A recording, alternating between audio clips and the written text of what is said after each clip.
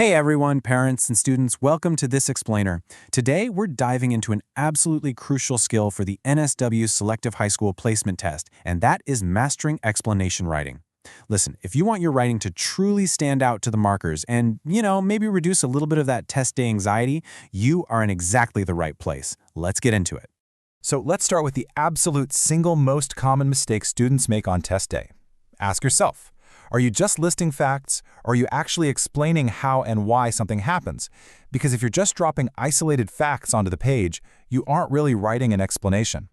All right, Section 1. The core of explanation writing, what it actually requires. To get this right, it's crucial to understand that an explanation is never just a summary of what happens. It helps to look at how NISA's own glossary defines the word explain. They say an explanation is a text that tells the reader how or why something happens by relating cause and effect. It's like a giant puzzle where you are making the relationships between things perfectly evident to whoever's reading it. Moving on to Section 2, explaining versus reporting facts, knowing the difference.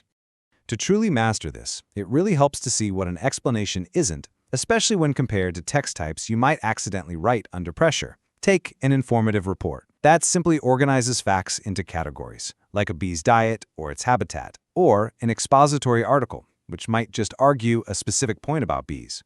But an explanation that connects stages to show a process, like how bees actually make honey. You're connecting the causes, not just organizing trivia. Let's look at another common trap, the procedure. A procedure instructs the reader on what to do, right? Fill the pot, plant the seed. But an explanation describes how a process unfolds on its own, like how a bean seed germinates once it absorbs water. It clarifies the relationship rather than just barking commands at the reader. Okay, Section 3, the 5-step explanation formula, a fast memory structure. So how do we actually structure this thing? Well, we have a really flexible blueprint to help you plan your writing perfectly every single time. You start with a phenomenon, introduce a cause or stage, provide a link, move to the next stage, and finish with the outcome. Now, the absolute most critical step here is that link. It is literally the chain connecting your ideas. Without it, you just have a disconnected list. Section 4. Cause and effect language, the connective tissue. That link we just talked about? Yeah, it only works if you use the right connective language to glue your stages together. Crucial connective words like because, therefore, as a result, consequently, leading to, and due to. These are your secret weapons. They literally force you to explain relationships, and they break that terrible, terrible habit of starting every single sentence with the word then. Section 5, weak versus strong, an example in action. Let's look at a practical example about flooding to see this transformation. A weak explanation reads kind of like a disconnected grocery list. Heavy rain falls, then drains fill, then rivers get full. But a strong explanation, it relies on cause and effect. It sounds like water becomes runoff. If systems reach capacity, they overflow, leading to a flood. See the difference?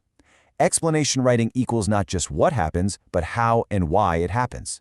Section 6, Selective Exam Strategy, 30-minute timing. Now that we know how to write an explanation, let's pivot to executing this on test day when that clock is ticking. This is the recommended path to selective timing strategy for your 30-minute writing task. Take 4 minutes right at the start to plan your form, purpose, and audience. Spend 23 minutes writing, focusing heavily on building those clear relationships. And finally, you have to save 3 minutes to check your work. And when you check, ask yourself one critical question. Did I actually explain how or why? And that brings us to our final takeaway. If you want to impress the markers, don't try to make the topic sound way more complicated than it is. Just remember this: understand the process, connect the ideas, explain clearly. Thank you for joining This Explainer, powered by Path to Selective, NSW Selective Writing Preparation. Happy writing!